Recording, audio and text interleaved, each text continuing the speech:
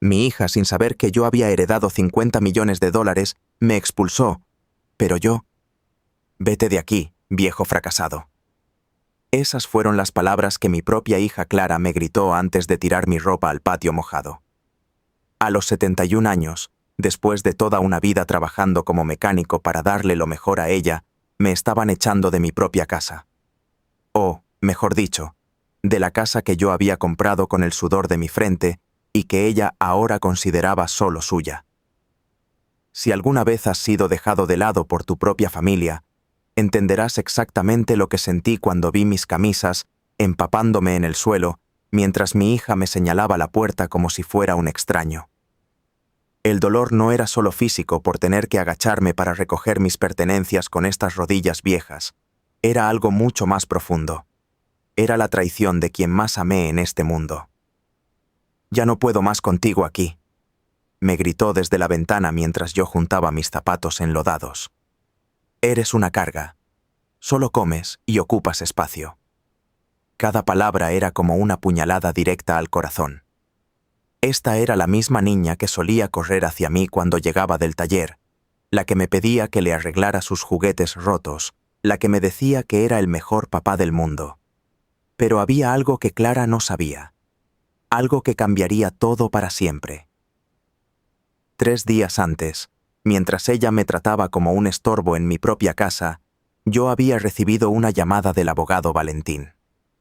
Mi hermana Elvira, que había fallecido el mes pasado en Estados Unidos, me había dejado una herencia que ni en mis sueños más locos hubiera imaginado. 50 millones de dólares. 50 millones de dólares que mi hija desconocía por completo mientras me humillaba frente a los vecinos. 50 millones que me convertían en millonario justo en el momento en que ella me llamaba viejo inútil y me pedía que me fuera para siempre de su vida. Mientras recogía mi última camisa del suelo fangoso, miré hacia arriba y vi a mi vecina Amalia asomándose por la ventana, moviendo la cabeza con tristeza. Ella había visto todo. Había sido testigo de cómo la hija que yo crié con tanto amor me trataba peor que a un perro callejero. «¿A dónde vas a ir, José?», me preguntó Amalia con la voz quebrada. «No te preocupes, Amalia», le respondí con una sonrisa amarga. «Algo me dice que todo va a cambiar muy pronto». Y tenía razón, porque al día siguiente, mi querida hija Clara vería algo que la haría palidecer por completo. A su viejo fracasado saliendo de una limusina negra con chofer, vestido con un traje que costaba más que todo lo que ella tenía en su armario. Pero esa parte de la historia viene después. Primero, déjame contarte cómo llegué a este momento. Para entender por qué las palabras de Clara me dolieron tanto, necesitas conocer mi historia completa. Me llamo José Martínez, tengo 71 años, y durante más de 40 años trabajé como mecánico en un pequeño taller del barrio San Miguel. Mis manos siempre estuvieron manchadas de grasa, mi ropa siempre olía a motor y gasolina, pero nunca me avergüenzo de eso. Era un trabajo honesto, digno, y con ese trabajo honesto logré sacar adelante a mi familia durante décadas. Mi esposa Mercedes murió hace 8 años de cáncer de mama. Ella era la luz de mi vida, la que mantenía unida a nuestra familia, la que sabía exactamente qué decir cuando Clara se ponía difícil o rebelde, la que me calmaba cuando yo llegaba exhausto del taller después de trabajar 12 horas. Mercedes siempre me decía mientras me masajeaba los hombros: «José, tú eres un hombre de valor. No dejes que nadie te haga sentir menos. Tú has construido esta familia con tus propias manos. ¿Cómo me hacen falta esas palabras ahora? ¿Cómo me hace falta su voz dulce y su mirada llena de admiración?» Cuando Mercedes enfermó, vendí todo lo que pude para pagar los tratamientos médicos. Mercedes enfermó. El taller que había sido mi vida durante 20 años, nuestros ahorros de toda una vida, hasta el Volkswagen azul que tanto me gustaba y que había comprado usado pero con tanto esfuerzo. Clara era estudiante universitaria en ese momento, estudiaba administración de empresas, y yo me aseguré de que no le faltara nada durante esos 2 años terribles de enfermedad de su madre. Siguió estudiando, siguió viviendo cómodamente en la casa, Siguió teniendo todo lo que necesitaba mientras yo trabajaba doblemente para mantener a flote la familia y pagar las medicinas que costaban una fortuna. Recuerdo vívidamente los últimos días de Mercedes. Yo dormía en una silla junto a su cama de hospital, sosteniendo su mano mientras ella me susurraba: «Cuida a Clara, José. Ella te va a necesitar más de lo que crees». Yo le prometí que siempre estaría ahí para nuestra hija, que nunca la abandonaría, que sería el padre que ella merecía. Fue la última promesa que le hice a mi esposa antes de que cerrara los ojos para siempre. Después de que Mercedes murió, Clara terminó sus estudios y consiguió un buen trabajo en una oficina corporativa del centro de la ciudad. Yo me sentía tremendamente orgulloso de ella. Pensaba que por fin podríamos ser una familia unida otra vez, que podríamos apoyarnos mutuamente en nuestro dolor. Pero algo cambió drásticamente en Clara después del funeral. Empezó a avergonzarse de mí de maneras que nunca había imaginado. Cuando sus nuevos amigos de la oficina venían a la casa, me pedía que me quedara encerrado en mi cuarto. «Papá, es que huele ese aceite de motor», me decía con disgusto. «Mis amigos son diferentes, tienen educación universitaria». Yo intentaba explicarle que podía ducharme, cambiarme de ropa, pero ella movía la cabeza. «No es solo eso, papá, es tu manera de hablar, tu manera de ser. Diferentes». Esa palabra se volvió constante en nuestra casa, como un eco que me perseguía día y noche. Yo era diferente porque no tenía estudios universitarios como sus amigos. Era diferente porque no sabía usar bien el teléfono inteligente que Clara me había regalado. Era diferente porque seguía viendo las noticias en la televisión en lugar de leerlas en Internet. Era diferente porque prefería tomar café en taza de cerámica en lugar de esos vasos de plástico que se botaban. Poco a poco, sin darme cuenta, me fui convirtiendo en un extraño incómodo en mi propia casa. Mi hermana Elvira era la única persona en el mundo que me entendía realmente. Ella se había ido a Estados Unidos hace 20 años, había trabajado como enfermera registrada en un hospital de Miami y se había casado con un americano llamado Robert, que tenía una empresa de construcción. Cuando Mercedes murió, Elvira quiso que me fuera con ella a Florida. «José, ven acá conmigo. Aquí te van a valorar como el hombre trabajador que eres», me escribía en sus cartas llenas de cariño. Pero yo no podía dejar a Clara sola. Era mi única hija, mi única familia que me quedaba aquí en México, y le había prometido a Mercedes que la cuidaría. Elvira me llamaba religiosamente cada domingo por teléfono desde Miami. Era la única persona que me escuchaba realmente, que me preguntaba cómo me sentía, que se preocupa genuinamente por mi bienestar emocional. «¿Cómo te trata Clara?», me preguntaba siempre con esa voz dulce que me recordaba tanto a nuestra madre, y yo siempre le mentía descaradamente.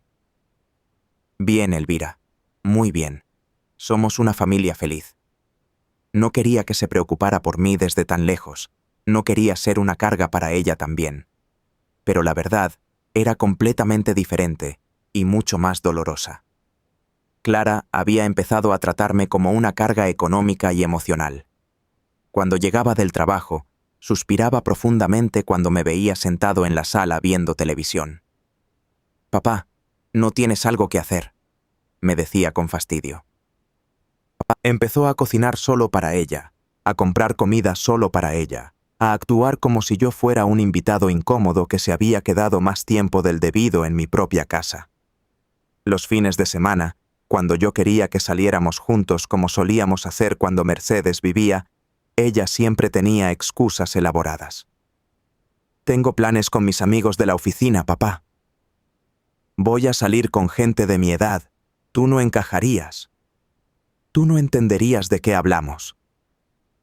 Cada excusa era un clavo más en el ataúd de nuestra relación padre-hija. Yo intentaba acercarme a ella de 1000 maneras diferentes. Le preparaba su desayuno favorito, huevos revueltos con jamón como le gustaba desde niña. Le planchaba su ropa de trabajo con el mismo cuidado que Mercedes solía hacerlo. Le arreglaba cualquier cosa que se dañara en la casa, desde una llave que goteaba hasta una ventana que no cerraba bien. Pero nada funcionaba. Cada gesto mío parecía molestarla más y más. «No necesito que hagas eso, papá», me decía con irritación. «Puedo hacerlo yo sola. Ya no soy una niña». Las cosas empeoraron dramáticamente cuando Clara empezó a traer a su novio Gael a la casa. Gael era un tipo arrogante de 30 años que trabajaba en una empresa de tecnología y que desde el primer día me trató como si fuera completamente invisible. Cuando yo intentaba hacer conversación durante la cena, él me respondía con monosílabos y luego se llevaba a Clara a su cuarto. Los escuchaba hablando en voz baja durante horas, y aunque no podía oír las palabras exactas, sabía por el tono que hablaban de mí. Una noche, sin querer y sin buscarlo, escuché parte de su conversación que cambió todo. «¿Hasta cuándo va a vivir aquí tu papá?», le preguntó Gael con desprecio. «Ya está viejo, Clara. Deberías llevarlo a un hogar de ancianos, o algo así. Nosotros necesitamos nuestro espacio». Mi corazón se partió en 1000 pedazos, pero lo que más me dolió fue la respuesta de Clara. «Tienes razón, Gael. Ya no puedo más con él aquí». Después de esa noche terrible, todo cambió para peor. Clara empezó a ser más directa y cruel con su rechazo. Me decía que comía demasiado y que gastaba mucha comida, que gastaba mucha electricidad dejando las luces encendidas.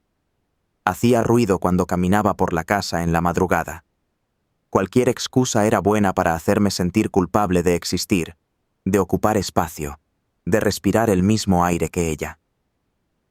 Hace un mes, mi hermana Elvira murió súbitamente de un ataque al corazón en Miami. Yo quería ir al funeral. Necesitaba despedirme de la única persona que me había amado incondicionalmente. Pero Clara se negó rotundamente a prestarme el dinero para el viaje. «No tenemos dinero para eso, papá», me dijo sin siquiera levantar la vista de su teléfono. «Además, ¿para qué? Ya está muerta. No vas a ver si fuiste o no». Su frialdad me dejó completamente helado. Elvira había sido como una segunda madre para Clara cuando era niña, y ahora ni siquiera le importaba despedirse de ella. Lo que Clara no sabía era que Elvira me había dejado mucho más que recuerdos y dolor. 3 días antes de que me echara de la casa como a un perro, recibí la llamada que cambiaría mi vida para siempre. Los primeros signos de desprecio no llegaron de golpe. Fueron como gotas de veneno que se fueron acumulando día tras día, hasta formar un océano de humillación. Todo empezó de manera sutil, casi imperceptible, después de que Clara consiguió su trabajo en la oficina corporativa. Era como si su nuevo estatus profesional le hubiera dado permiso para verme con otros ojos, como si de repente se hubiera dado cuenta de que su padre era un estorbo en su nueva vida. La primera señal fue durante una cena familiar en casa de mi compadre Braulio, el mismo hombre que había sido mi mejor amigo desde los tiempos del taller. Braulio siempre me había respetado, siempre había valorado mi trabajo y mi dedicación familiar. Esa noche, cuando llegamos a su casa, Clara me susurró al oído: «Papá, por favor no hables de tu trabajo de mecánico. La gente aquí es diferente». Yo me quedé helado. ¿Cómo podía avergonzarse del trabajo que había pagado sus estudios, su ropa, su comida durante tantos años? Durante la cena, cuando Braulio me preguntó cómo estaba llevando la jubilación, Clara me interrumpió antes de que pudiera responder. «Mi papá está explorando nuevas oportunidades», dijo con una sonrisa falsa. «Ya saben, reinventándose». Yo me quedé callado, sintiendo cómo mis mejillas se enrojecen de vergüenza. No vergüenza por mi trabajo, sino vergüenza por mi propia hija. Después de esa noche, las cosas empeoraron gradualmente. Clara empezó a excluirme de las decisiones importantes de la casa. Cambió la compañía de cables sin consultarme. Eligió un paquete caro que incluía canales que yo nunca veía. Cuando le pregunté por qué no me había consultado, me respondió: «Papá, yo soy la que trabaja ahora. Yo tomo las decisiones». Sus palabras fueron como una bofetada. ¿Desde cuándo el hecho de que yo estuviera jubilado me convertía en un ciudadano de segunda clase en mi propia casa? Las humillaciones se volvieron más frecuentes y más directas.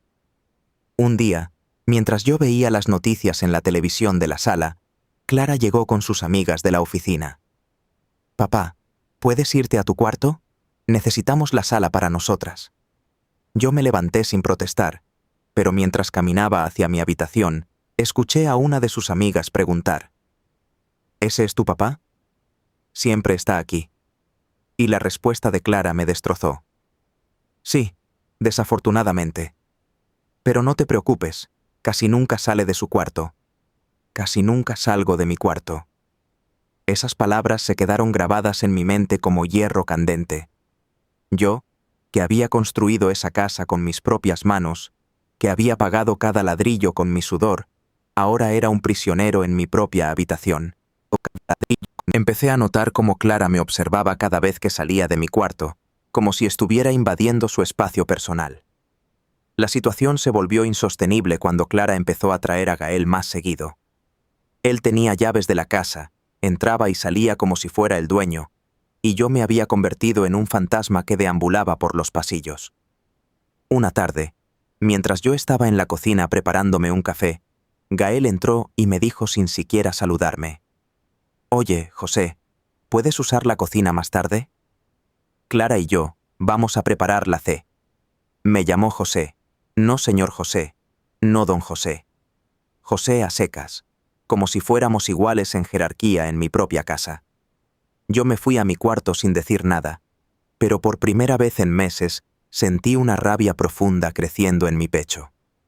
Ese mismo día, Clara instaló un nuevo sistema de televisión en su cuarto, uno de esos televisores inteligentes enormes.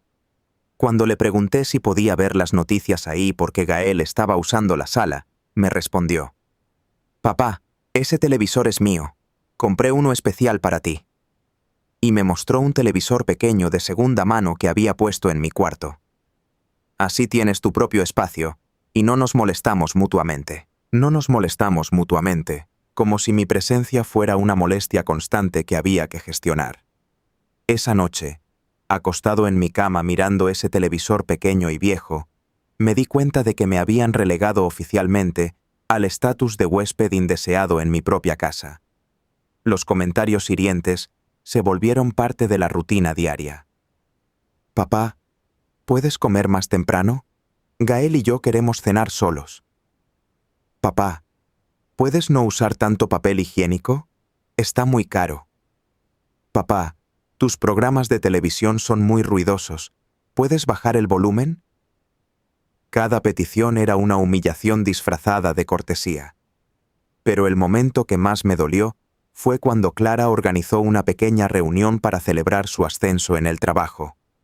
Invitó a sus colegas, a Gael, a algunos amigos. Yo pensé que sería incluido en la celebración. Después de todo era su padre, y me sentía orgulloso de su éxito profesional. Pero cuando bajé de mi cuarto vestido con mi mejor camisa, Clara me interceptó en las escaleras. «Papá, ¿puedes quedarte en tu cuarto esta noche? Es que mis invitados son del trabajo y... bueno, tú entiendes». No, no entendía. No entendía cómo mi propia hija podía avergonzarse tanto de mí, que prefería esconderme como si fuera un secreto vergonzoso. «Pero Clara, es mi casa también», le dije con la voz quebrada. «Ya pedí pizza para todos. Pensé que...». «Papá, por favor no hagas esto más difícil», me interrumpió. «Solo por esta noche. Te prometo que mañana hablaremos». Pero mañana nunca llegó. Nunca hablamos.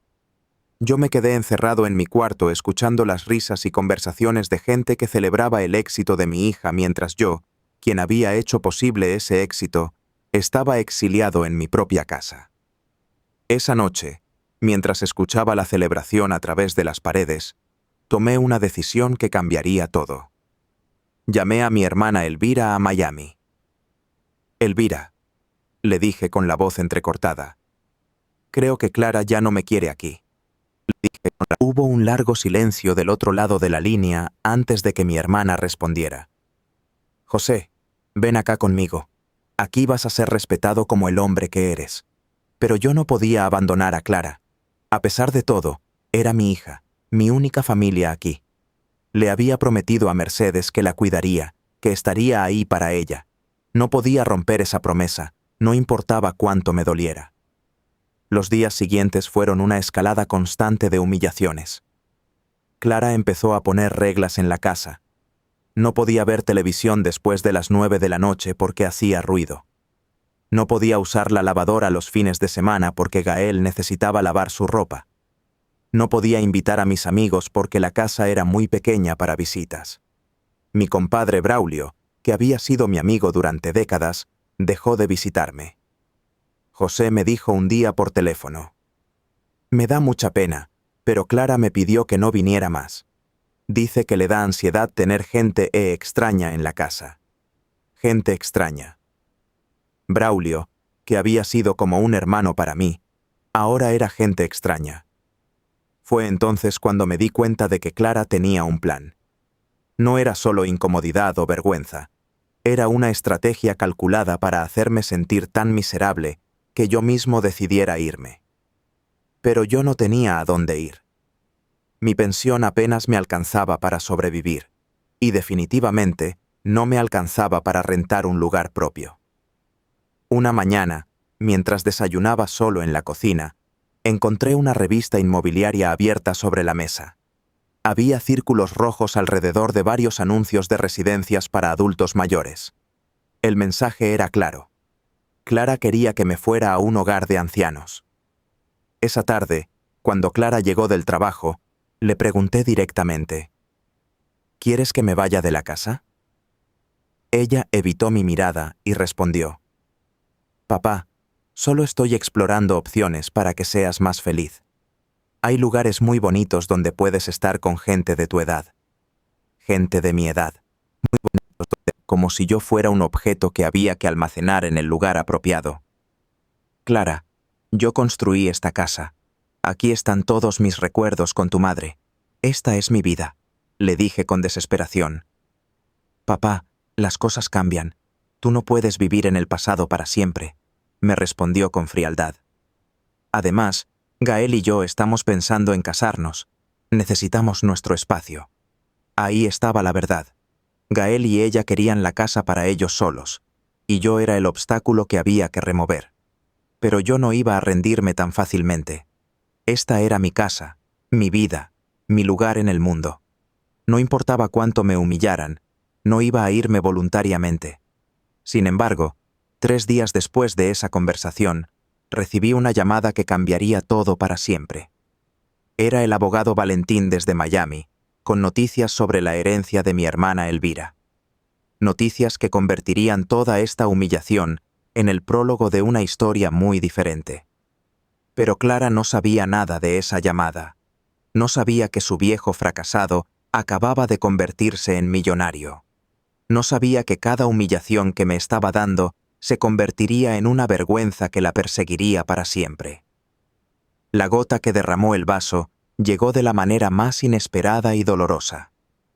3 días después de la conversación sobre las residencias para adultos mayores, recibí una llamada que me cambiaría la vida para siempre. Era un martes por la mañana. Clara ya se había ido al trabajo y yo estaba desayunando solo en la cocina cuando sonó el teléfono. «¿Señor José Martínez?», preguntó una voz formal con acento americano. «Habla el licenciado Valentín Rodríguez, abogado de su hermana Elvira Martínez de Thompson. Lamento mucho su pérdida». Mi corazón se aceleró. Habían pasado 3 semanas desde el funeral de Elvira, al que no pude asistir, y pensé que tal vez había algún problema con los papeles o algo relacionado con sus pertenencias. «Señor Martínez, necesito informarle sobre el testamento de su hermana». Ella lo nombró como su único heredero universal. Las palabras del abogado sonaban lejanas, como si vinieran de otro mundo. Su hermana dejó una carta explicativa y una herencia considerable. ¿Podría venir a Miami para la lectura oficial del testamento? «Licenciado, yo no tengo dinero para viajar», le expliqué con vergüenza. «Mi hija dice que no tenemos dinero para ese tipo de gastos». Hubo una pausa larga del otro lado de la línea. Señor Martínez, creo que no entiende la magnitud de la situación. Su hermana le ha dejado una fortuna de 50 millones de dólares, más propiedades, piedades e inversiones. Nosotros podemos cubrir todos los gastos de su viaje. Esta es una herencia que cambiará su vida completamente. 50 millones de dólares. Las palabras resonaron en mi cabeza como campanadas. Yo, José Martínez, el mecánico jubilado que había sido tratado como un estorbo en su propia casa, acababa de convertirme en millonario. Elvira, mi hermana querida, me había dejado toda su fortuna construida durante 20 años de trabajo en Estados Unidos junto a su esposo Robert. Su hermana dejó instrucciones muy específicas, continuó el abogado Valentín. Ella quería que usted supiera que esta herencia viene con una condición, que la use para recuperar su dignidad y para mostrarle al mundo el hombre de valor que usted realmente es. Después de coordinar los detalles del viaje para la semana siguiente, colgué el teléfono con las manos temblando. 50 millones de dólares.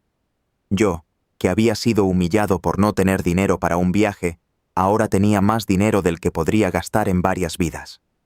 Pero lo más importante no era el dinero en sí, sino lo que representaba, la oportunidad de recuperar mi dignidad, de demostrar mi valor. Durante los siguientes 3 días, mantuve el secreto. Observé cada humillación de Clara con nuevos ojos, sabiendo que muy pronto las tornas se voltearían completamente. Cuando ella me pidió que comiera más temprano porque Gael venía a cenar, yo asentí en silencio. Cuando me dijo que no podía usar la lavadora porque gastaba mucha agua, yo simplemente sonreí. Cada palabra hiriente que me dirigía era como un clavo más en el ataúd de su futuro arrepentimiento. El viernes por la noche, Clara llegó a casa con una actitud especialmente agresiva. Había tenido problemas en el trabajo y necesitaba descargar su frustración con alguien. Ese alguien, como siempre, fui yo. «Papá, tenemos que hablar», me dijo con voz severa mientras yo veía las noticias en mi televisor pequeño. «Gael y yo hemos tomado una decisión. Nos vamos a casar en 6 meses, y necesitamos que te vayas de la casa antes de eso». Me quedé helado. 6 meses. Me estaba dando 6 meses para desaparecer de mi propia casa, de la casa que había construido con mis propias manos para Mercedes y para ella. «Clara, esta es mi casa», le dije con voz temblorosa. «Aquí están todos mis recuerdos con tu madre. No puedes pedirme que me vaya así nada más». «Papá, no me hagas esto más difícil», respondió con frialdad. «Ya encontré una residencia muy bonita a las afueras de la ciudad. Tiene jardines, actividades para gente de tu edad, enfermeras las 24 horas. Vas a estar mejor ahí que aquí estorbando». Estorbando. Esa palabra se clavó en mi corazón como una daga. Para mi propia hija, yo era un estorbo que había que remover para que ella pudiera ser feliz. «¿Y si me niego?», le pregunté, aunque ya sabía la respuesta. «Papá, la casa está a mi nombre desde que mamá murió. Tú firmaste los papeles, ¿recuerdas? Legalmente, yo puedo pedirte que te vayas cuando quiera». Tenía razón. Después de la muerte de Mercedes, yo había puesto la casa a nombre de Clara, pensando que así estaría protegida en caso de que me pasara algo. Nunca imaginé que ella usaría esos papeles como un arma contra mí. Esa noche no pude dormir. Me quedé despierto pensando en la ironía de la situación. Al día siguiente viajaría a Miami para reclamar una herencia de 50 millones de dólares, mientras mi hija creía que me estaba echando de la casa por ser una carga económica. El sábado por la mañana, temprano, sonó mi teléfono. Era el licenciado Valentín, confirmó que el vuelo estaba programado para esa tarde. «Señor Martínez, el coche lo recogerá a las 2 de la tarde para llevarlo al aeropuerto. ¿Necesita que alguien lo acompañe?» «No, licenciado. Voy solo», respondí. Perfectamente solo, como había estado durante los últimos meses en mi propia casa. Cuando Clara se levantó, le dije que tenía que viajar a Miami por asuntos de la herencia de Elvira. ¿Quién te va a pagar el viaje?, me preguntó con sospecha. Ya te dije que no tenemos dinero para eso. Los abogados van a cubrir los gastos, le expliqué. Aparentemente hay algunos papeles que tengo que firmar en persona. Clara se encogió de hombros. Bueno, que sea rápido. Y aprovecha para pensar en lo que hablamos ayer. 6 meses, papá. Es tiempo suficiente para que te acostumbres a la idea. A las 2 en punto, una limusina negra se detuvo frente a la casa. Desde la ventana vi cómo Clara se asomaba con curiosidad, probablemente preguntándose qué tipo de abogados mandaban una limusina para recoger a un mecánico jubilado. Tomé mi pequeña maleta, la misma que había usado cuando Mercedes y yo íbamos de vacaciones a Acapulco hace años, y salí de la casa. El chofer, un hombre elegante de mediana edad, me abrió la puerta con respeto. Señor Martínez, es un honor transportarlo. El licenciado Valentín me pidió que le dijera que todo está listo para mañana.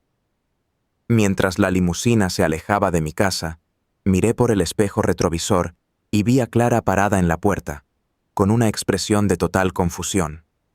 No tenía idea de que el viejo fracasado, que acababa de amenazar con echar de la casa en 6 meses, iba camino a reclamar una fortuna que la convertiría en la persona más arrepentida del mundo. El vuelo a Miami fue una experiencia surrealista. Volé en primera clase por primera vez en mi vida, mientras las azafatas me trataban con una diferencia que no había experimentado en meses. Durante las 3 horas de vuelo, leí y releí la carta que el licenciado Valentín me había enviado por correo electrónico. Querido José, decía la carta de Elvira, si estás leyendo esto, es porque ya no estoy contigo.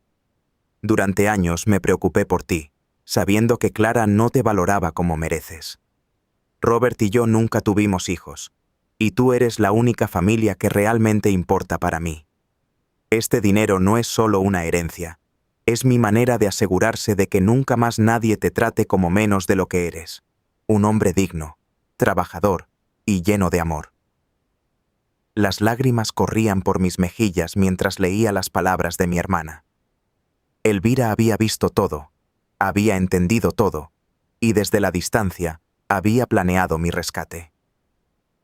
El domingo, en la oficina del licenciado Valentín en el centro de Miami, firmé los papeles que me convierten oficialmente en el heredero de $50 millones. Señor Martínez, me dijo el abogado mientras me entregaba los documentos. Su hermana dejó instrucciones muy específicas sobre cómo debe manejar esta situación. Ella quería que usted regresara a México y les diera a todos una lección sobre el respeto.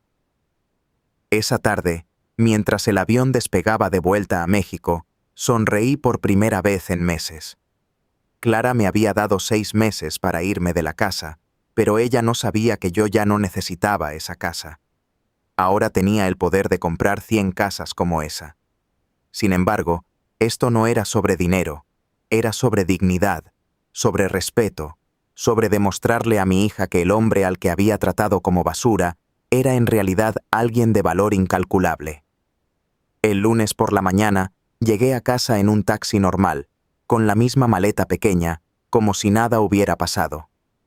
Clara ya se había ido al trabajo, así que tuve todo el día para planear mi siguiente movimiento.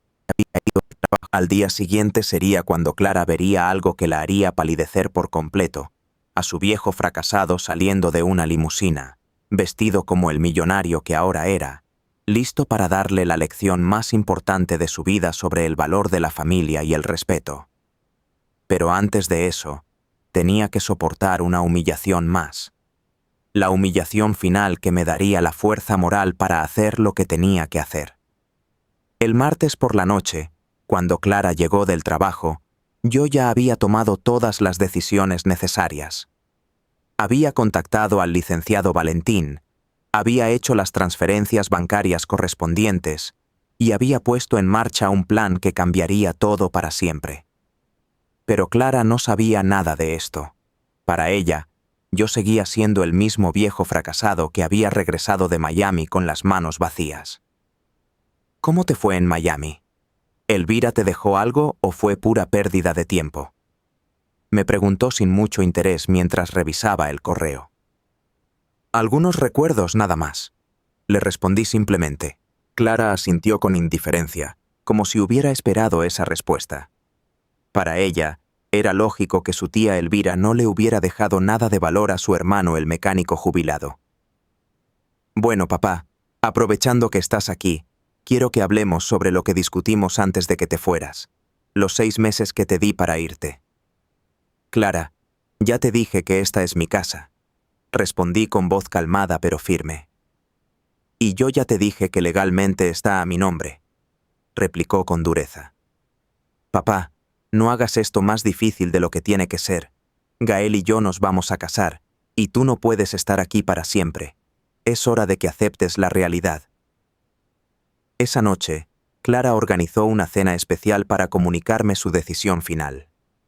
Había cocinado mi platillo favorito, mole con pollo como solía hacerlo Mercedes, pero no era un gesto de cariño.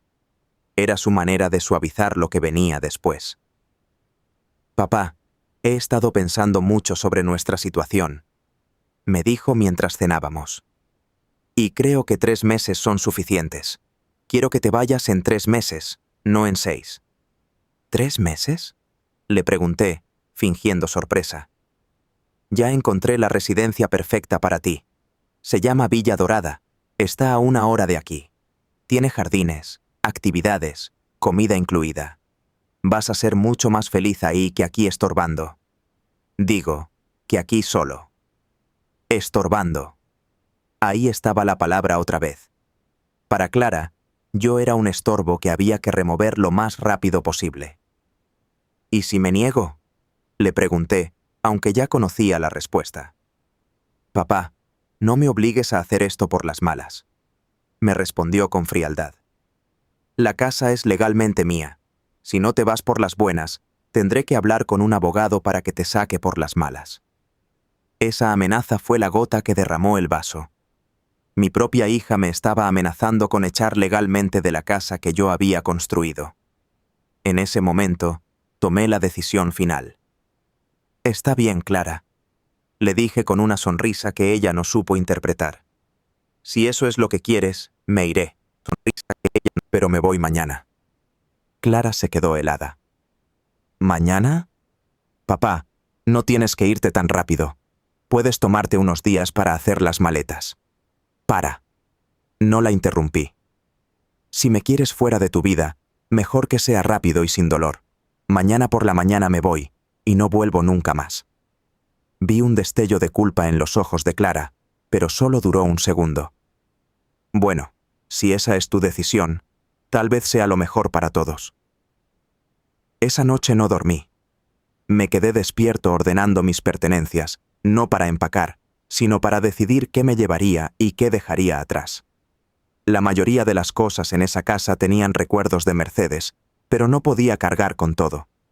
Solo tomé lo esencial, algunas fotos, la alianza de bodas de Mercedes, algunas herramientas que tenían valor sentimental y la ropa que realmente necesitaba.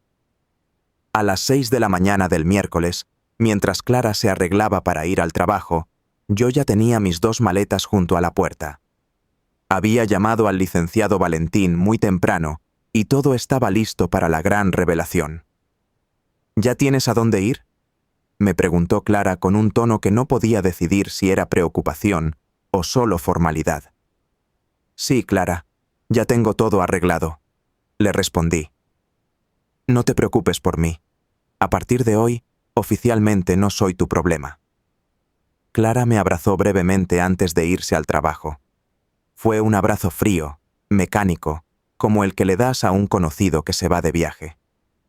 Cuídate, papá. Y llámame cuando estés instalado. Después de que Clara se fue, tuve 2 horas para ejecutar mi plan. Primero, llamé al licenciado Valentín en Miami. Todo está listo, señor Martínez. El banco ya tiene las instrucciones. El dinero se transferirá hoy mismo a su cuenta en México. Luego llamé a mi vecina Amalia, la única persona que había sido testigo constante de toda mi humillación. Amalia, a las 2 de la tarde va a pasar algo aquí en la casa. ¿Podrías estar atenta a la ventana? Creo que vas a querer ver esto. Alrededor del mediodía, una limusina negra con chofer se detuvo frente a mi casa. Era el mismo vehículo que me había llevado al aeropuerto, pero esta vez venía con un propósito completamente distinto. El chofer, Diego, un hombre elegante contratado por el licenciado Valentín, tocó la puerta exactamente a las 12:30. «Señor Martínez, ¿está listo?», me preguntó con respeto mientras tomaba mis maletas. «Más que listo, Diego. ¿Trajiste lo que te pedí?».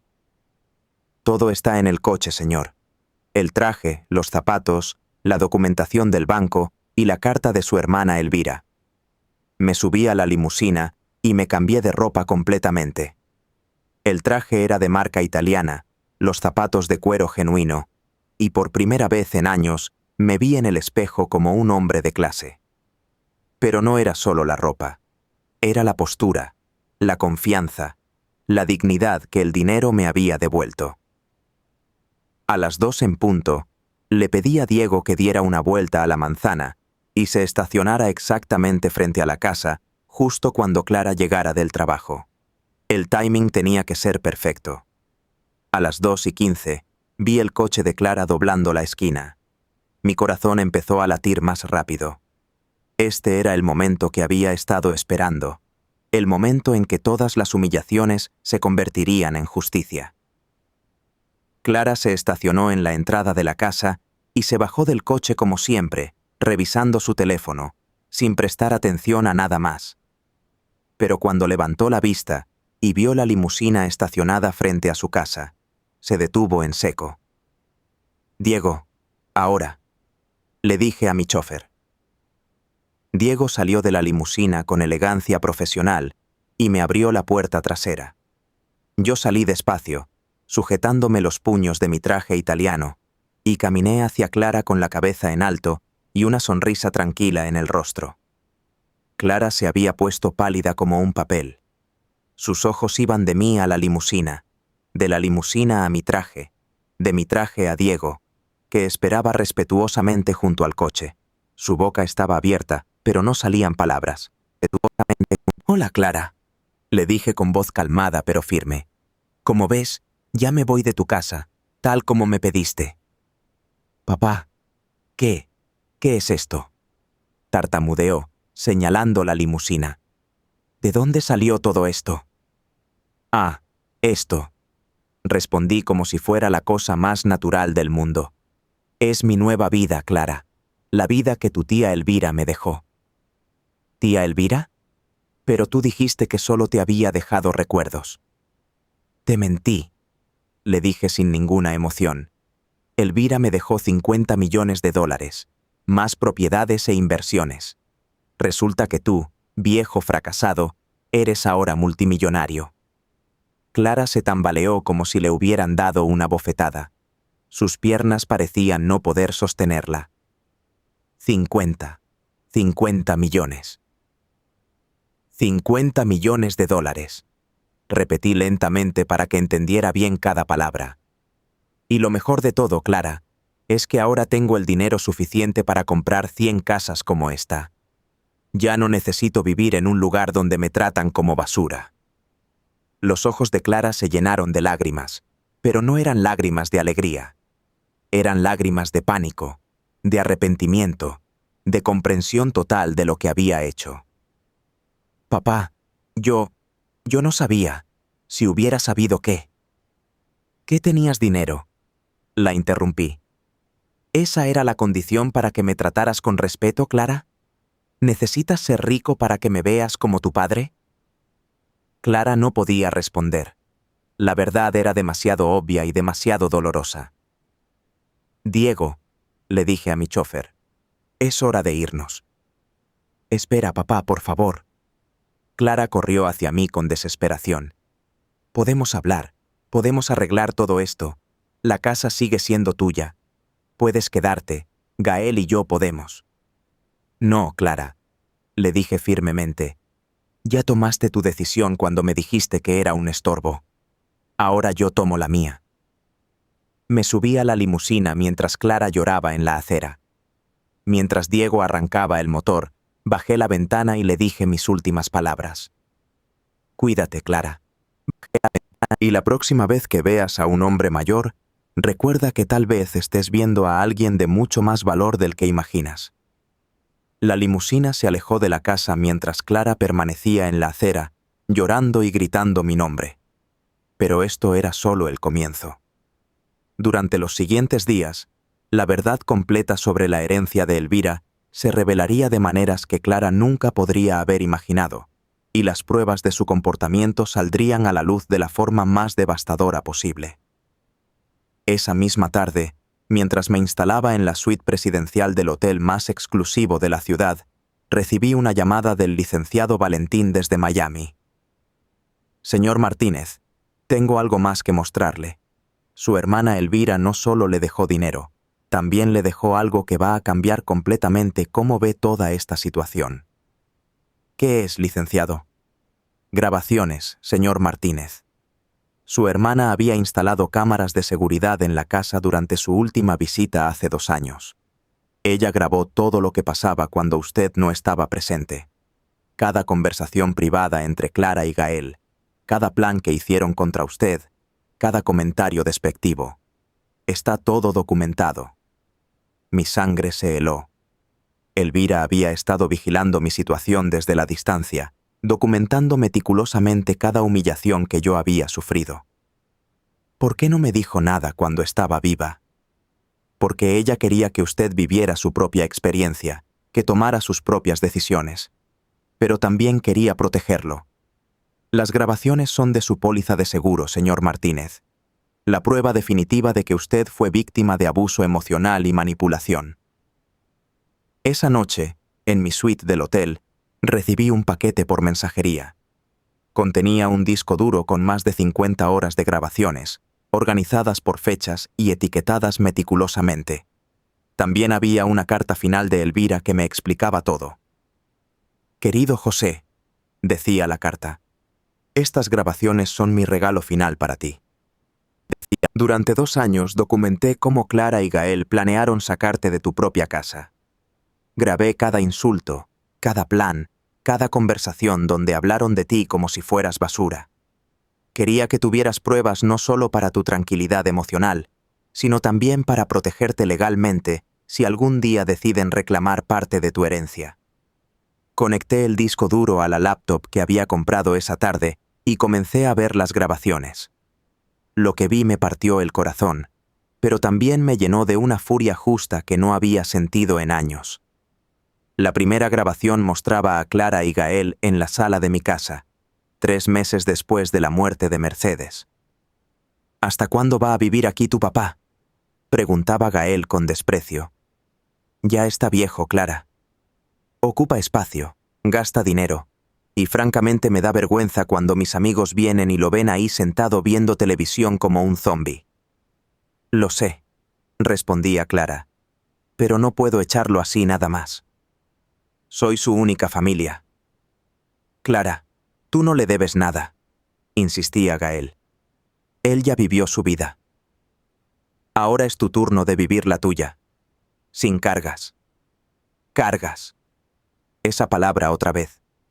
En la grabación, clara como el cristal, mi propia hija aceptando que yo era una carga que había que eliminar. La segunda grabación era aún peor. Mostraba a Clara hablando por teléfono con una amiga mientras yo estaba en el taller arreglando su coche. ¿Sabes qué es lo peor?, decía Clara. Que mi papá actúa como si fuera el dueño de la casa, como si tuviera derecho sobre algo.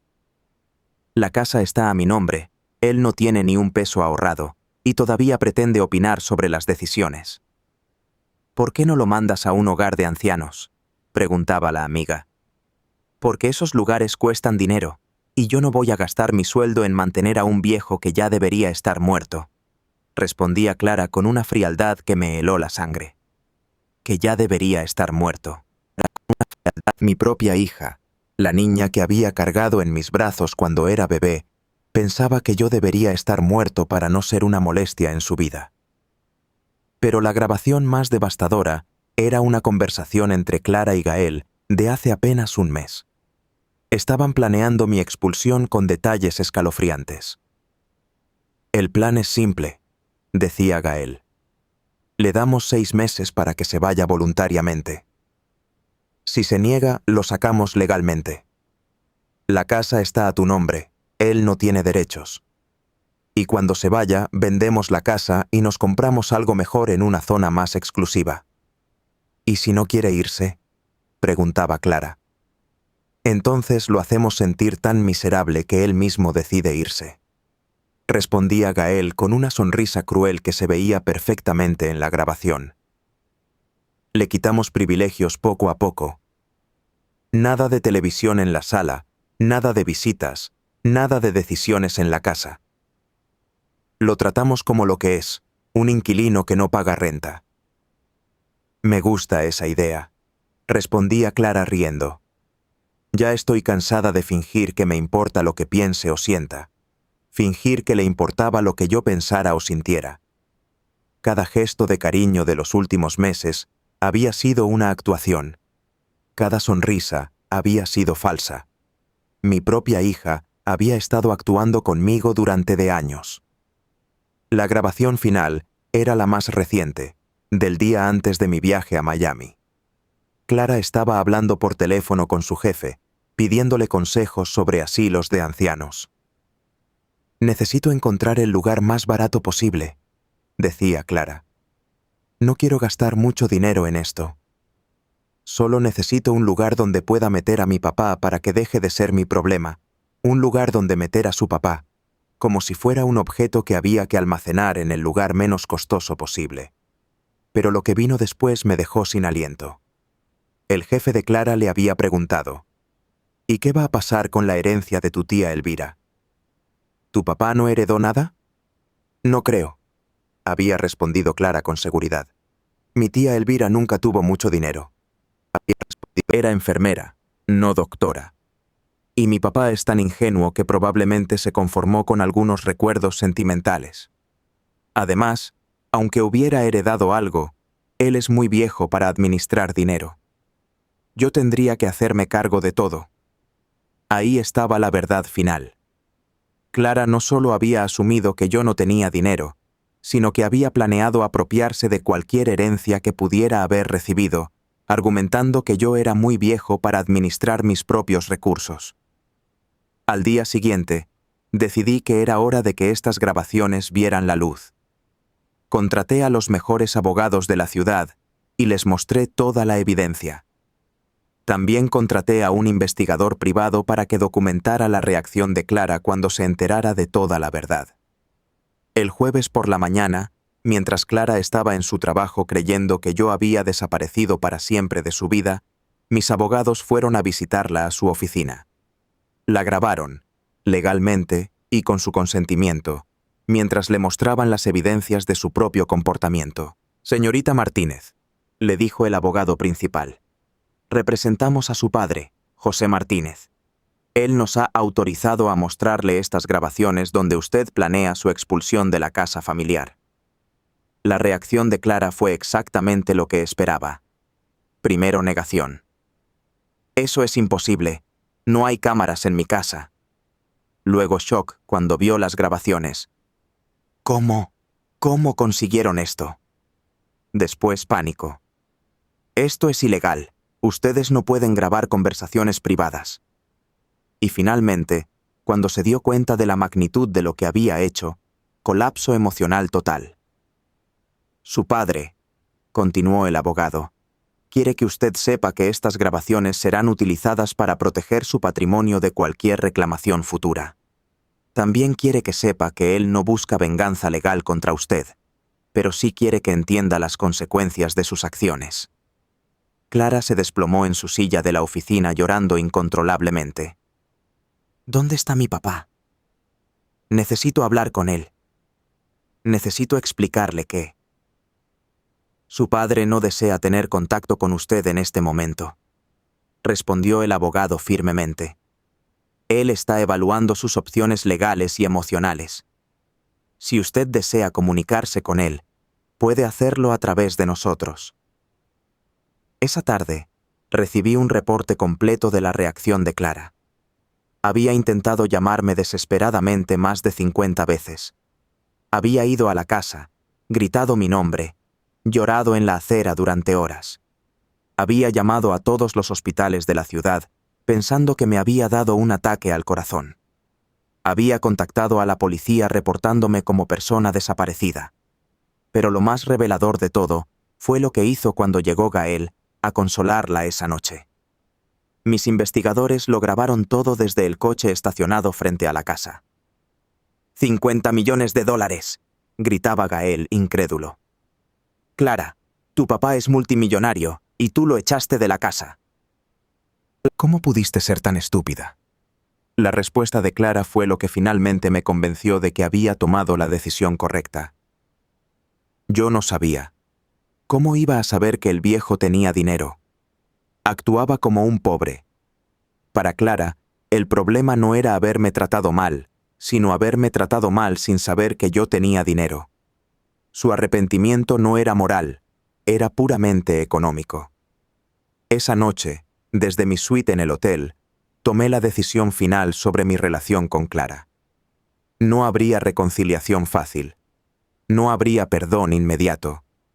Si ella quería recuperar a su padre, tendría que demostrar que había aprendido el valor del respeto, no del dinero.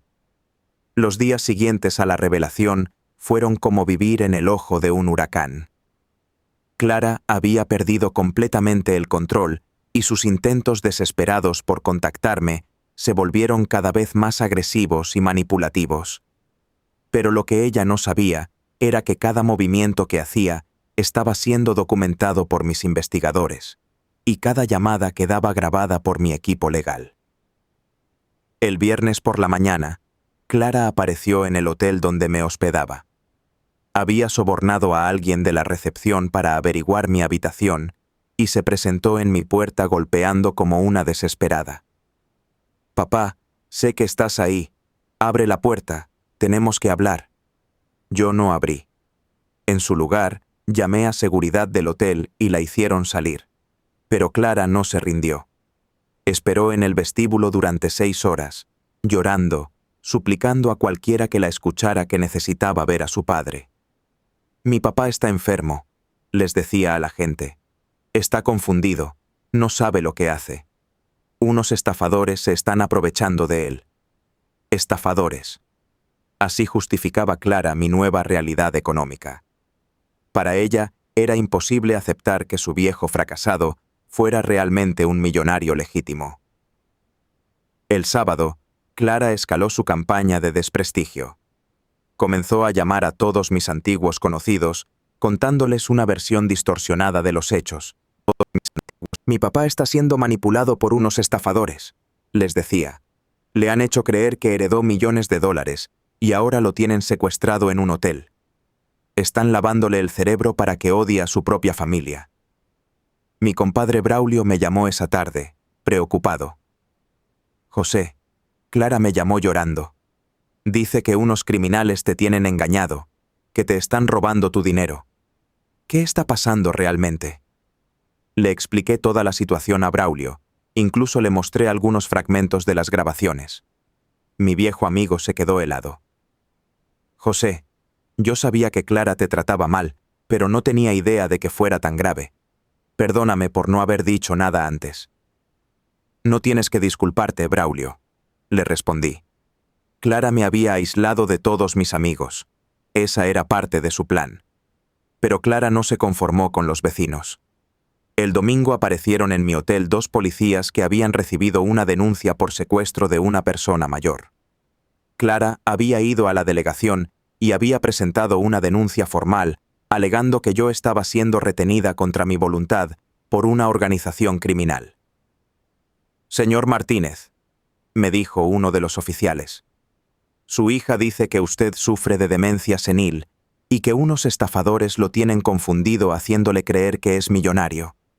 Les mostré mi identificación, mis documentos bancarios, la documentación legal de la herencia y las grabaciones, donde Clara planeaba echarme de mi casa. Los policías se quedaron sin palabras. Señor, lamentamos mucho la molestia. Es obvio que usted está en plenas facultades mentales y que su situación económica es legítima. Esa noche, Clara recibió una citación legal por presentar una denuncia falsa. Mis abogados la habían demandado por difamación, calumnia y acoso. Pero lo más doloroso para ella no fue la demanda legal, sino el momento en que se dio cuenta de que había perdido para siempre al padre que la había amado incondicionalmente. El lunes por la mañana recibí una carta desesperada de Clara que me partió el corazón a pesar de todo lo que había pasado. Era la primera vez en meses que sus palabras sonaban genuinamente arrepentidas. Papá querido, no he podido dormir, no he podido comer, no he podido hacer nada más que llorar desde que te fuiste. Sé que cometí el error más grande de mi vida. Sé que te traté horrible, que no valoré todo lo que hiciste por mí, que te humillé de maneras imperdonables. Me he dado cuenta de que perdí al hombre más importante de mi vida por codicia, por vergüenza, por pensar que era mejor que tú. Ahora entiendo que tú siempre fuiste el hombre de más valor en mi vida, con dinero o sin dinero. Por favor, papá, dame una oportunidad de disculparme cara a cara. Una oportunidad de demostrar que puedo ser la hija que mereces. No me importa tu dinero, papá. Solo quiero recuperar a mi padre. La carta me conmovió, pero también me preocupó. ¿Era arrepentimiento real o solo desesperación porque había descubierto mi fortuna? Decidí poner a prueba la sinceridad de Clara de una manera que revelaría sus verdaderas intenciones. Le pedí a mis abogados que le dijeran que yo estaba dispuesto a verla, pero con una condición. Ella tenía que firmar un documento legal renunciando a cualquier reclamación sobre mi herencia.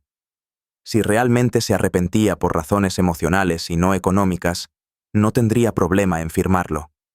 La reacción de Clara fue reveladora. Primero aceptó inmediatamente, lo cual me dio esperanza. Pero al día siguiente, Gael la había convencido de que era una trampa. Clara, no puedes firmar eso, le dijo Gael en una conversación que mis investigadores grabaron. Ese dinero debería ser tuyo por derecho. Tú eres su única hija.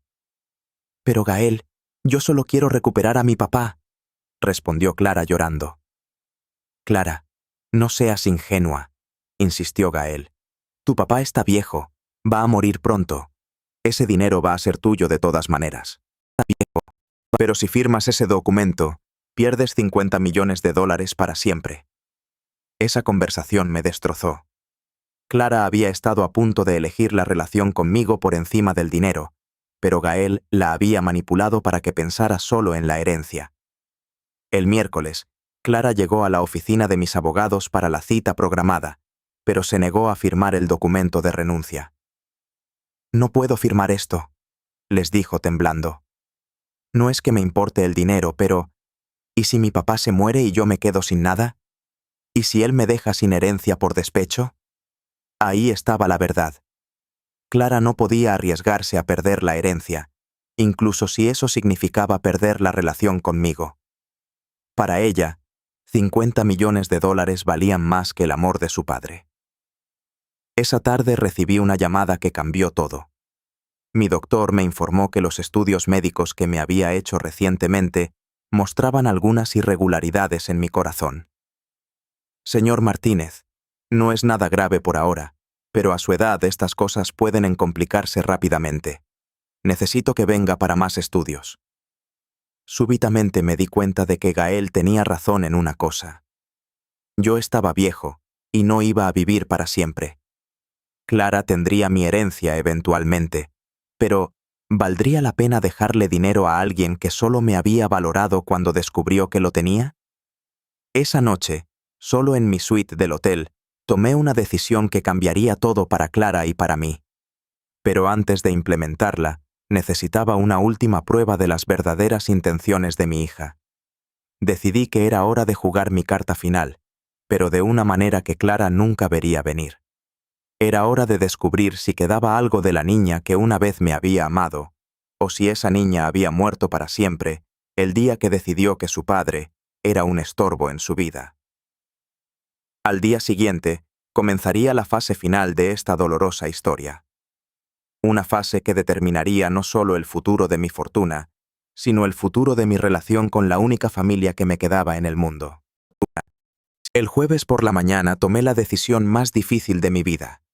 No iba a responder a las humillaciones de Clara con gritos ni insultos. Iba a responder con justicia, con clase y con la verdad. Había llegado el momento de demostrarle a mi hija que las acciones tienen consecuencias y que el respeto no se puede comprar con lágrimas de último minuto. Contraté a la mejor abogada de la ciudad, la licenciada Virginia Hernández, una mujer de 60 años con reputación de ser implacable pero justa. Cuando le mostré todas las grabaciones de Elvira y le expliqué la situación completa, sus ojos se llenaron de indignación. «Señor Martínez», me dijo con voz firme, «lo que su hija le hizo constituye abuso emocional sistemático y manipulación financiera. Tenemos evidencia suficiente para proceder tanto en lo civil como en lo penal». «Licenciada, yo no quiero destruir a Clara», le expliqué. «Solo quiero que aprenda el valor del respeto y que entienda las consecuencias de sus acciones». «Entiendo perfectamente, señor Martínez, pero también debe protegerse legalmente. Su hija ya intentó declararlo incompetente mentalmente para acceder a su fortuna. No podemos permitir que eso vuelva a suceder». El viernes, la licenciada Virginia presentó una demanda formal contra Clara por abuso emocional, difamación e intento de desposesión fraudulenta. También solicitó una orden de restricción temporal que prohibía a Clara acercarse a menos de 500 metros de mi persona o de mis propiedades. Pero lo más importante de todo fue la audiencia que programamos para el lunes siguiente. Clara tendría que presentarse ante un juez y escuchar todas las grabaciones de Elvira en presencia de un tribunal completo. Tendría que enfrentar públicamente cada palabra cruel, cada plan malicioso, cada momento en que había tramado mi expulsión. El fin de semana fue tenso. Clara intentó desesperadamente contactarme a través de diferentes personas, pero mis abogados habían sido claros. Cualquier intento de comunicación indirecta sería considerado violación de la orden temporal de restricción. El lunes por la mañana, la sala del tribunal estaba llena. Clara llegó acompañada de un abogado de oficio que claramente no entendía la magnitud del caso. Se veía demacrada, había perdido peso y sus ojos estaban hinchados de tanto llorar.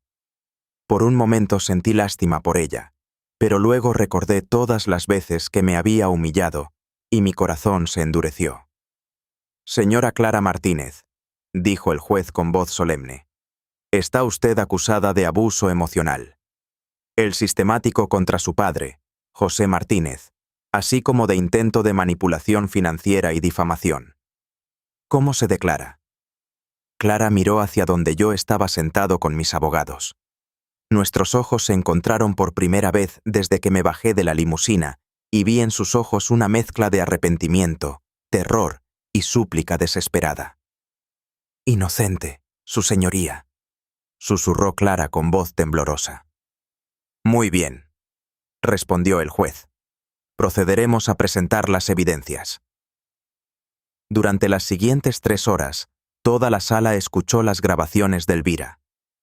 Cada conversación donde Clara me llamaba carga, cada plan para echarme de mi casa, cada comentario despectivo sobre mi edad y mi situación económica. Los miembros del jurado movían la cabeza con disgusto y varios espectadores murmuraban indignados. La peor parte fue cuando reprodujeron la grabación donde Clara decía que yo ya debería estar muerto para no ser una molestia.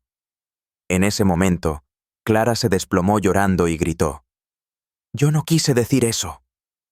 Estaba enojada. Yo amo a mi papá. «Orden en la sala», gritó el juez golpeando su martillo. «Señora Martínez, tendrá oportunidad de hablar cuando sea su turno». Después de las grabaciones, la licenciada Virginia presentó evidencia documental de todos los intentos de Clara por declararme incompetente mentalmente, incluyendo las llamadas a asilos de ancianos, donde preguntaba por el lugar más barato posible para internarme. Finalmente llegó el momento de que Clara hablara en su defensa. Se levantó temblando y se dirigió hacia el estrado. Sus primeras palabras fueron dirigidas directamente a mí. «Papá», dijo con voz quebrada, «sé que no merezco tu perdón. Sé que las cosas que dije y que hice son imperdonables. Pero quiero que sepas que estoy arrepentida de verdad, no por el dinero, sino porque me di cuenta de que perdí al hombre más importante de mi vida. Durante meses traté de convencerme de que lo que hacía estaba bien, de que tenía derecho a mi propia vida sin cargas. Pero ahora entiendo que tú nunca fuiste una carga. Tú eras mi padre, el hombre que trabajó toda su vida para darme todo lo que necesitaba, y yo te pagué con desprecio y humillación». Las lágrimas corrían por su rostro mientras continuaba. «Entiendo si nunca puedes perdonarme. Entiendo si quieres que salga de tu vida para siempre. Solo quiero que sepas que voy a pasar el resto de mi vida arrepintiéndome de haber perdido la oportunidad de ser la hija que merecías». El silencio en la sala era absoluto. Incluso el juez parecía conmovido por las palabras de Clara. Pero yo sabía que necesitaba más que palabras. Necesitaba acciones que demostraran que su arrepentimiento era real. «Su señoría», dije levantándome de mi asiento, «solicito permiso para dirigirme a la corte». «Concedido, señor Martínez». Me acerqué al estrado y miré directamente a Clara antes de hablar. Durante 71 años he sido un hombre de honor. Trabajé honestamente, traté a mi familia con amor y respeto, y nunca pedí más de lo que merecía. Lo único que siempre quise de mi hija era que me viera como un hombre de valor. Clara, durante meses me trataste como basura, me humillaste en mi propia casa y planeaste echarme a la calle. Pero lo que más me dolió no fue la humillación, sino darme cuenta de que para ti yo solo valía algo si tenía dinero. Ahora tienes la oportunidad de demostrar si realmente has aprendido el valor del respeto. Si tu arrepentimiento es genuino, vas a aceptar las consecuencias de tus acciones. Vas a firmar un acuerdo donde renuncias a cualquier reclamación sobre mi herencia, y vas a trabajar para ganarte mi perdón a través de acciones, no de palabras. Clara asintió desesperadamente. «Sí, papá, firmó lo que sea necesario. Solo quiero la oportunidad de demostrar que puedo ser mejor». El juez dictó su veredicto. Clara era culpable de abuso emocional y difamación, pero dada su confesión completa y aparente arrepentimiento, la sentencia sería condicional. Tendría que pagar una multa, hacer servicio comunitario en un hogar de ancianos por 6 meses y cumplir con el acuerdo de renuncia a la herencia. Después de la audiencia, Clara se acercó a mí con pasos vacilantes. «Papá, ¿hay alguna posibilidad de que algún día puedas perdonarme?» La miré a los ojos y vi por primera vez en meses un destello de la niña que una vez había sido mi orgullo. «Clara, el perdón no es algo que se pide, es algo que se gana. Clara, si realmente quieres ser mi hija otra vez, demuéstramelo con tus acciones durante los próximos meses». «Te voy a demostrar que puedo cambiar, papá. Te juro que voy a recuperar tu respeto». Mientras salía del tribunal, sentí por primera vez en meses que había recuperado mi dignidad. No había ganado esta batalla con gritos o venganza. La había ganado con justicia, con verdad y con la clase que un hombre de mi edad y experiencia debe mostrar siempre. Clara tendría su oportunidad de redimirse, pero esta vez sería bajo mis términos, no los suyos. Y si realmente había aprendido la lección, tal vez algún día podríamos volver a ser una familia. Pero eso dependía completamente de ella. 6 meses después de la audiencia en el tribunal, mi vida había cambiado completamente. No solo por el dinero, sino por algo mucho más valioso. Había recuperado mi dignidad y mi lugar en el mundo. Pero lo más importante de todo era que había aprendido una lección fundamental sobre el verdadero valor de las relaciones familiares. Con parte de la herencia de Elvira, compré una hermosa casa en las afueras de la ciudad, con un gran jardín donde pude instalar un pequeño taller para arreglar coches como pasatiempo. No porque necesitara el dinero, sino porque trabajar con mis manos me había dado propósito durante toda mi vida. La casa tenía una vista espectacular de las montañas y suficiente espacio para recibir a las personas que realmente me importaban. Mi compadre Braulio se convirtió en mi vecino más cercano después de que le comprara la casa para que no tuviera que pagar renta nunca más. José me dijo el día que se mudó: «Nunca pensé que vería el día en que tú fueras el millonario del barrio, pero me alegra que no hayas cambiado. Sigue siendo el mismo hombre trabajador y humilde de siempre». También establecí una fundación en memoria de Mercedes y Elvira para ayudar a personas mayores que enfrentaban abuso familiar. Cada mes, la fundación ayudaba a ancianos que habían sido abandonados o maltratados por sus propias familias, proporcionándoles vivienda digna, atención médica y, sobre todo, respeto y compañía. Pero la parte más importante de estos 6 meses fue observar la transformación de Clara. Al principio, pensé que su trabajo obligatorio en el hogar de ancianos sería solo una formalidad para cumplir con la sentencia del juez. Pero algo extraordinario sucedió durante esas primeras semanas. Clara me llamó llorando una tarde de martes. «Papá, hoy conocí a un señor de 80 años que no ha recibido una visita de su familia en 3 años. Sus hijos viven en la misma ciudad, pero nunca vienen a verlo. Y yo me vi a mí misma en ellos». Cada semana, Clara me contaba sobre los ancianos que conocía en el hogar. Don Ezequiel, que había sido maestro toda su vida y ahora nadie recordaba sus historias. Doña Amalia, que había criado a 6 hijos y ahora vivía sola porque todos estaban demasiado ocupados para visitarla. Cada historia era un espejo que le mostraba a Clara lo que había estado a punto de hacerme. Papá me dijo durante una de nuestras conversaciones telefónicas semanales: «Entiendo ahora por qué estabas tan triste en casa. No era porque fueras viejo o inútil. Era porque te sentías invisible, como estos abuelitos aquí que tienen tanto que dar, pero nadie los escucha». Después de 3 meses de trabajo en el hogar, Clara tomó una decisión que me sorprendió completamente. Renunció a su trabajo corporativo y se inscribió en cursos para convertirse en trabajadora social especializada en cuidado de adultos mayores. «Papá, quiero dedicar mi vida a asegurarme de que ningún anciano pase por lo que tú pasaste por mi culpa», me explicó cuando vino a visitarme por primera vez desde la audiencia. «Quiero usar el resto de mi vida para honrar la lección que tú me enseñaste».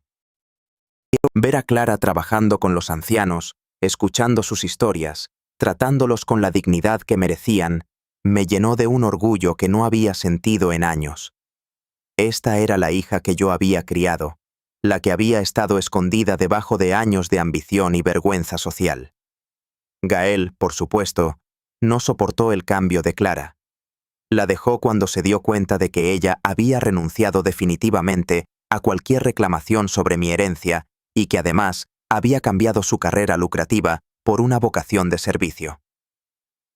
«No me voy a casar con una cuidadora de viejos», le dijo con desprecio antes de desaparecer de su vida para siempre.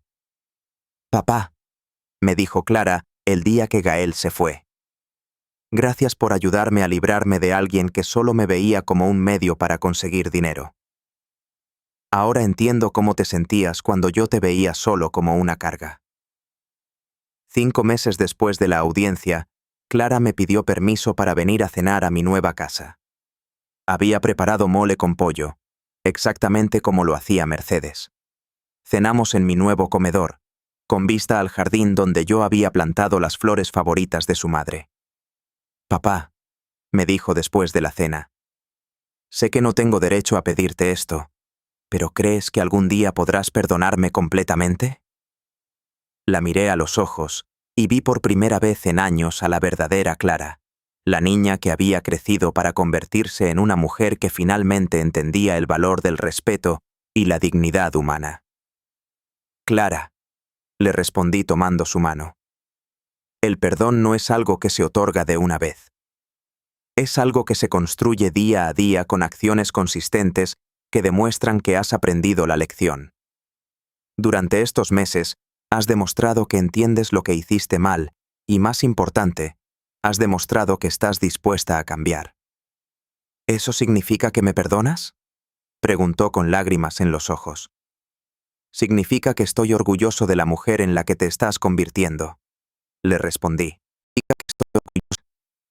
Y significa que quiero que seas parte de mi vida otra vez, pero esta vez como iguales que se respetan mutuamente. Esa noche, Clara durmió en la habitación de huéspedes de mi nueva casa por primera vez desde que me había ido. Al día siguiente desayunamos juntos en el jardín y por primera vez en años, nuestra conversación no estuvo marcada por tensión o resentimiento, sino por respeto mutuo y cariño genuino. Ahora, un año después de todo lo que pasó, Clara viene a visitarme cada fin de semana. Trabajamos juntos en el jardín, cocinamos las recetas de Mercedes y hablamos sobre su trabajo con los ancianos.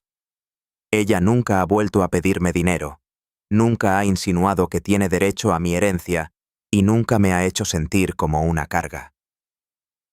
Hace unas semanas, Clara me trajo a una de sus pacientes del hogar de ancianos, una señora de 85 años que no tenía familia. Pasamos una tarde hermosa los tres, compartiendo historias y risas. Papá me dijo: «Quería que conocieras a doña Virginia. Ella me recuerda mucho a la abuela Elvira». Al final del día, doña Virginia me dijo: «Señor José, usted tiene una hija extraordinaria. Se nota que la educó muy bien». Sí, le respondí mirando a Clara con orgullo, y finalmente se convirtió en la mujer que yo sabía que podía ser. No todos los días son perfectos. Clara y yo todavía estamos aprendiendo a reconstruir nuestra relación sobre nuevas bases.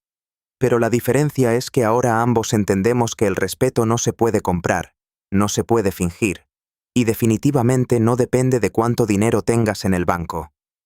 Al final de cuentas, no quería el dinero por el dinero mismo.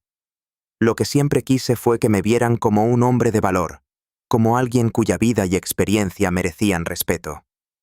La herencia de Elvira me devolvió mi dignidad, pero lo que realmente me devolvió la felicidad fue recuperar a mi hija. Y ahora, cada vez que veo a Clara tratando a los ancianos en su trabajo con el mismo cariño y respeto que yo merecía, sé que la lección fue aprendida no solo por ella, sino que se multiplicará en cada vida que ella toque. Ese es el verdadero legado que quiero dejar, que el respeto y la dignidad humana valen más que todo el dinero del mundo.